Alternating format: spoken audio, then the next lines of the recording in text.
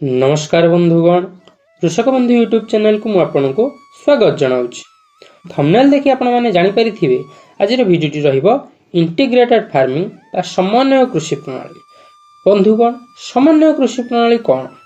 जदि आपण पाखे कम जगह अछि, कम जगह माने आमे 1 एकर धरनबा, 1 एकर आमे अधिक रु अधिक आमदानी करबा को चाहूचे, अधिक रु अधिक फसल लगेबा को चाहूचे, अधिक रु अधिक आय जनरेट करने को चाहूचे, तेबे आमे साधारण कृषि प्रणाली रे गले आमे ताहा अचीव करि परिबा नाही।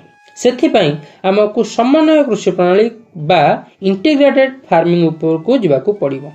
इंटीग्रेटेड फार्मिंग कोन? गोटे चाष अन्य एक चाष ऊपर डिपेंडेंट थिबो, निर्भरशील थिबो। जेमति आपण बतक करूछंती आउ फिश पॉन्ड करूछंती, आपण पोखरी रे बतक रहिबे, बतक जहाँ मल त्याग करिवो ताहा माछ खाइकी बढ़िबे।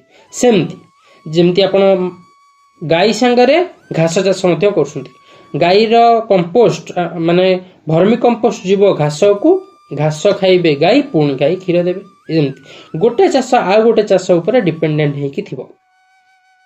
आजिर वीडियो रे हम 1 एकर मॉडल फार्मिंग विषय रे आलोचना करिबा।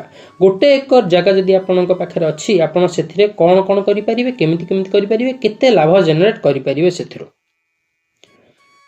तो जो माने वीडियो को फर्स्ट टाइम पे देखि छंती, वीडियो को लाइक कर दियंतु, कृषक बंधु यूट्यूब चैनल को सब्सक्राइब भी कर दियंतु, बेल आइकन को ऑल रे प्रेस कर दियंतु। नोट करंतु कोन कोन करि परिबे हम 1 एकर रे। 1 एकर फील्ड मु नउची 208 फुट रे 208 फुट गोटे वर्गाकार क्षेत्र।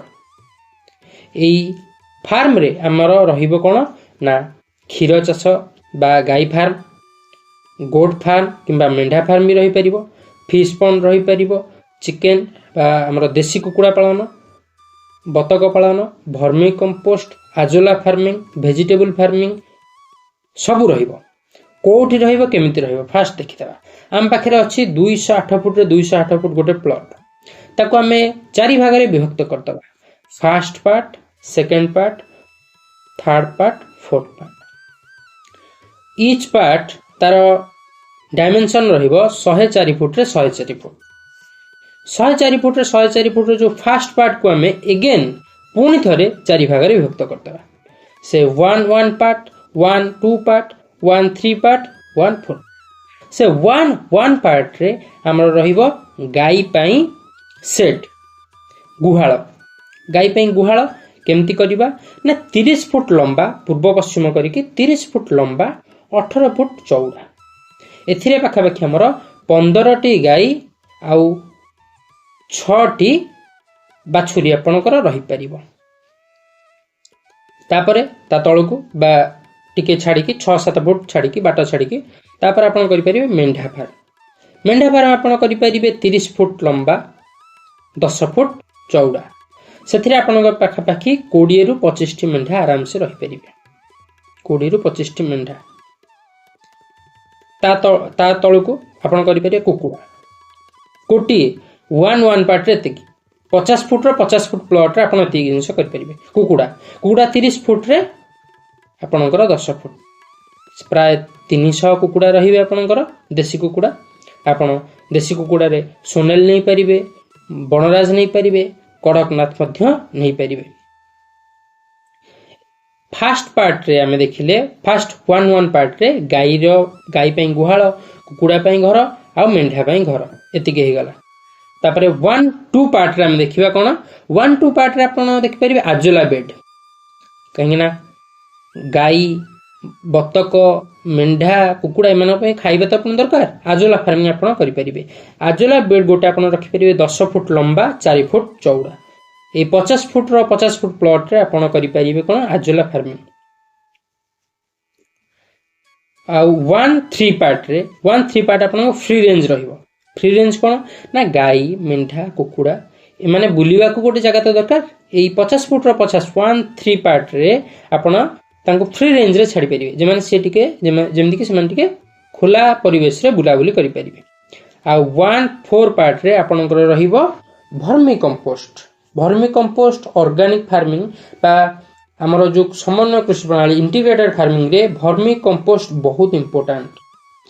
भर्मी कंपोस्ट आपनकर फल ଗଛରେ ଦେଇପାରିବେ, ଆପଣଙ୍କର ଯେଉଁ ଭେଜିଟେବୁଲ ଫାର୍ମିଂ ସେଥିରେ ଦେଇପାରିବେ, ଘାସ ଚାଷରେ ଦେଇପାରିବେ। ଭର୍ମି କମ୍ପୋଷ୍ଟ ନିହାତି ଦରକାର, ଜିଆ ଖତ ଚାଷ ନିହାତି ଦରକାର। ଯଦି ଆପଣ ଜିଆ ଚାଷ ବିଷୟରେ ଜାଣିନାହାନ୍ତି, ଆମ ଚ୍ୟାନେଲରେ ଭିଡ଼ିଓ ଅଛି, ଯାଇକି ଦେଖିକି ଆସିପାରିବେ। ଇଏ ଗଲା ଫାଷ୍ଟ ପାର୍ଟ, ଯେଉଁ ଫାଷ୍ଟ 104 ଫୁଟର 104 ଫୁଟ ଗୋଟେ ପ୍ଲଟ୍ ଥିଲା ଫାଷ୍ଟରେ, ସେ ଗଲା। ଏବେ ଆସିବା ସେକେଣ୍ଡ ପାର୍ଟ। ସେକେଣ୍ଡ ପାର୍ଟରେ ଆପଣଙ୍କର ରହିପାରିବ କ'ଣ ନା ଗ୍ରୀନ୍ ଫିଲ୍ଡ ବା ଘାସ ଚାଷ। କାରଣ ଗାଈ ଖାଇବେ, ମେଣ୍ଢା ଖାଇବେ, ଆପଣ ତ ଘାସ ରହିପାରିବ ନା। ଯେଉଁ 100 ଫୁଟରେ 100 ଫୁଟ 10,000 ସ୍କୋୟାର ଫୁଟରେ ଆପଣ ଘାସ ଚାଷ କରିପାରିବେ। ଗଲା ସେକେଣ୍ଡ ପାର୍ଟ। ଏବେ ଆସିବା ଥାର୍ଡ ପାର୍ଟ। ଥାର୍ଡ ପାର୍ଟରେ ଆପଣଙ୍କର ରହିପାରିବ ଫିସ୍ ପଣ୍ଡ। ସେମ୍ 100 ଫୁଟରେ 100 ଫୁଟ 10,000 ସ୍କୋୟାର ଫୁଟରେ ଆପଣ ଗୋଟେ ଫିସ୍ ପଣ୍ଡ କରିପାରିବେ। ମାଛ ଚାଷ ସେଥିରେ କରିପାରିବେ, ମାଛ ଜାଆଁଳ ଚାଷ ମଧ୍ୟ ଆପଣ କରିପାରିବେ। ସେଇ ପୋଖରୀ ଉପରେ ଇଣ୍ଟିଗ୍ରେଟେଡଲି, ମାନେ ପୋଖରୀର ଉପରେ, ତା ବନ୍ଧରେ ନୁହଁ, ପୋଖରୀର ସିଧା ଉପରେ ଜାଲି ଲଗେଇକି ବତକ ଉପରେ ରଖିପାରିବେ। ଯେମିତି ତାଙ୍କର ସବୁ ୱେଷ୍ଟେଜ ମଳମୂତ୍ର ସବୁ ପଡ଼ିବ ପୋଖରୀରେ, ସେଇଟା ତାକୁ ୟୁଜ୍ କରି ମାଛ ତାକୁ ଖାଇବେ। ଆଉ ବହୁତ ଶୀଘ୍ର ଆପଣଙ୍କର ଅମଳ ହେବ, ବହୁତ କମ୍ ଦାନା ଖର୍ଚ୍ଚ ହେବ, ଆପଣଙ୍କର ଭଲ ଅମଳ ହେବ ମାଛରୁ ମାଛରେ ଆପଣ ରୋହି, ମିରିକାଳି ଆପଣ ଇତ୍ୟାଦି ମାଛ ଆପଣ ଫିସ୍ ପଣ୍ଡରେ ରଖିପାରିବେ। ତାପରେ ଭେଜିଟେବୁଲ ଫାର୍ମିଂ, ଫୋର୍ଥ ପାର୍ଟ ଯେଉଁ ରହିଲା ଭେଜିଟେବୁଲ ଫାର୍ମିଂ, ଆପଣ ସେଥିରେ କରିପାରିବେ। ଭେଜିଟେବୁଲ ଫାର୍ମିଂରେ ଆପଣଙ୍କ ଇଚ୍ଛା ଅନୁସାରେ ଭେଣ୍ଡି, ଟମାଟର, କୋବି ଯେଉଁ 10,000 ସ୍କୋୟାର ଫୁଟରେ ଆପଣ ଲଗାଇ ପାରିବେ। ସେଥିରୁ ମଧ୍ୟ ଏକ୍ସଟ୍ରା ଲାଭ ଆପଣ ଜେନେରେଟ୍ କରିପାରିବେ। ଇଏ ତ ଗଲା କ'ଣ କ'ଣ ଆପଣ କରିପାରିବେ ଗୋଟେ ଏକରରେ। ତାପରେ ଦେଖିବା କ'ଣ ସତରେ ଏଥିରେ ଲାଭ ସମ୍ଭବ। ହଁ ଆଜ୍ଞା ସମ୍ଭବ। 15ଟି ଗାଈରୁ ଆପଣ ମିନିମମ୍ ଆଉ ଶୁଣନ୍ତୁ, 15ଟି ଗାଈ ମାନେ ଏମିତି ନୁହଁ ଯେ ଆପଣ ଯେମିତି ଇଚ୍ଛା ସେମିତି ଗାଈ ଆଣିକି ରଖିଦେବେ, ଆପଣ ଲକ୍ଷପତି ହେଇଯିବେ, ସେମିତି ହେଇପାରିବନି। ଆପଣ ଭଲ ବ୍ରିଡ୍ ଆଗ ବୁଝିବାକୁ ପଡ଼ିବ। ଗିର୍ ହେଇଗଲା, ହଲିଷ୍ଟିନ୍ ହେଇଗଲା, ଜର୍ସି ହେଇଗଲା, ଏମିତି ଗାଈ ଯେଉଁଥିରେ ଅଧିକ କ୍ଷୀର ଦେଉଥିବା ଗାଈ ଆପଣ ରଖିବେ। ଗୋଟେ ଗାଈ, ଗିର୍ ଗାଈ ହେଉ, ହଲିଷ୍ଟିନ୍ ହେଉ, ପାଖାପାଖି ନିହାତି 10ରୁ 17 ଲିଟର କ୍ଷୀର ପ୍ରତିଦିନ ଦିଏ। ଯଦି ଆପଣ ସେମିତି ଗାଈ ରଖୁଛନ୍ତି ତାହେଲେ ମୁଁ ଲାଭବାନ ଆପଣ ହେଇପାରିବେ। ଯଦି ଆପଣ ନର୍ମାଲ ଗୋଟେ ଗାଈ ସେ 1 ଲିଟର 2 ଲିଟର କ୍ଷୀର ଦେଉ, ସେଥିରୁ କିଛି ଲାଭ ଆପଣ ଜେନେରେଟ୍ ହିଁ କରିପାରିବେ ନାହିଁ। ଇଣ୍ଟିଗ୍ରେଟେଡ୍ ଫାର୍ମିଂରେ ମୋଷ୍ଟ ଇମ୍ପୋର୍ଟାଣ୍ଟ ହେଉଛି ଆପଣଙ୍କର ବ୍ରିଡ୍ ସିଲେକ୍ସନ୍। କେଉଁ ବ୍ରିଡ୍ର ଗାଈ ଆଣୁଛନ୍ତି, କେଉଁ ବ୍ରିଡ୍ର କୁକୁଡ଼ା ଆଣୁଛନ୍ତି, କେଉଁ ବ୍ରିଡ୍ର ମେଣ୍ଢା ଆଣୁଛନ୍ତି କି ଛେଳି ଆଣୁଛନ୍ତି, ସେଇଟା ଇମ୍ପୋର୍ଟାଣ୍ଟ। 15ଟି ଗାଈର ଅନ୍ ଆନ୍ ଆଭରେଜ ବହୁତ ଅତି କମ୍ରେ 100 ଲିଟର କ୍ଷୀର ପ୍ରତିଦିନ ଦେବେ। 1 ଲିଟରର କ୍ଷୀରର ଦାମ 40 ଟଙ୍କା। ସେ ଅନୁସାରେ ଆପଣଙ୍କ 4,000 ଟଙ୍କା ପର ଡେ ଇନକମ୍ ହେବ ଗାଈରୁ। ମେଣ୍ଢା 20ରୁ ବର୍ଷକୁ ସେ 2 ଥର ଛୁଆ ଜନ୍ମ କରିବେ। 40ଟି ଛୁଆ, ଅତି କମ୍ରେ 40ଟି ଛୁଆ ହେବ ବର୍ଷକୁ। 40ଟି ଛୁଆରୁ ଆପଣ ଯାହା ଇନକମ୍ କରିପାରିବେ ତାକୁ ବିକିକି। କୁକୁଡ଼ା 300ଟି କୁକୁଡ଼ାରୁ ପାଖାପାଖି ଆପଣଙ୍କର 50% ଅଣ୍ଡା ଦେବା କଥା। ମୁଁ ଅତି କମ୍ରେ 150 ନୁହଁ 100ଟି ଅଣ୍ଡା ବି ଯଦି ଦିଅନ୍ତି ତାହେଲେ ପର ଡେ 10 ଟଙ୍କା ହିସାବରେ 1000 ଟଙ୍କା ଆପଣଙ୍କର ହେବ। ସେ 30 ଦିନକୁ 30,000 ଟଙ୍କା କୁକୁଡ଼ା। ମାଛ ବି ଆପଣଙ୍କ 6ରୁ 8 ମାସ ଭିତରେ ଆପଣ ଭଲ ଅମଳ କରିପାରିବେ। ବନ୍ଧୁଗଣ, ଏଇ ମଡେଲ ଫାର୍ମିଂ ଯଦି ଆପଣ କରୁଛନ୍ତି ତାହେଲେ ଅତି କମ୍ରେ ଆପଣ 50,000 ଟଙ୍କା ମାସକୁ ବହୁତ ସହଜରେ ଇନକମ୍ କରିପାରିବେ। ଇନଭେଷ୍ଟମେଣ୍ଟ ଅଧିକ ଅଛି ମୁଁ ଜାଣିଛି, ପୋଖରୀ କରିବାକୁ ଅଧିକ ଇନଭେଷ୍ଟମେଣ୍ଟ, ଗାଈମାନଙ୍କର ଗୁହାଳ, କୁକୁଡ଼ାମାନଙ୍କର ଘର, ମେଣ୍ଢାମାନଙ୍କର ଘର, ଇନଭେଷ୍ଟମେଣ୍ଟ ଅଧିକ, କିନ୍ତୁ ଲାଭ ମଧ୍ୟ ଅଧିକ, ଆୟ ମଧ୍ୟ ଅଧିକ। ଇଣ୍ଟିଗ୍ରେଟେଡ୍ ଫାର୍ମିଂର ଏଇଟା ସୁବିଧା, ଆପଣଙ୍କୁ ଆଉ କାହା ଉପରେ ଡିପେଣ୍ଡେଣ୍ଟ ଆପଣ ହେବେନି। ସେଇ ଗାଈ ଘାସ ଖାଇବେ, ଘାସ କାଟିକି ଆଣିକି ଦେଇଦେବ। ଗାଈର ଗୋବରରୁ ଆପଣ ଭର୍ମି କମ୍ପୋଷ୍ଟ ହେଇପାରିବ। ଭର୍ମି କମ୍ପୋଷ୍ଟ ଆପଣଙ୍କର ଆଉ ସାର ପିଡ଼ିଆ କିଣିବାକୁ ପଡ଼ିବନି, ଆପଣ ଭେଜିଟେବୁଲ ଫାର୍ମିଂରେ ଆପଣ ୟୁଜ୍ କରିପାରିବେ। ସେମିତି କୁକୁଡ଼ା ରଖିଛନ୍ତି, କୁକୁଡ଼ାର ମଳ, ବତକର ମଳ, ମାଛ ଖାଇବେ, ମାଛ ଖାଇକି ପଇସା ହେବ। ବୁଝିପାରୁଛନ୍ତି? ମାଛ ଖାଇଲା ପରେ ସେ ଭଲ, ମାନେ ଦାନା କମ୍ ଖର୍ଚ୍ଚ ହେବ, ଭଲ ହୃଷ୍ଟପୃଷ୍ଟ ହେବେ।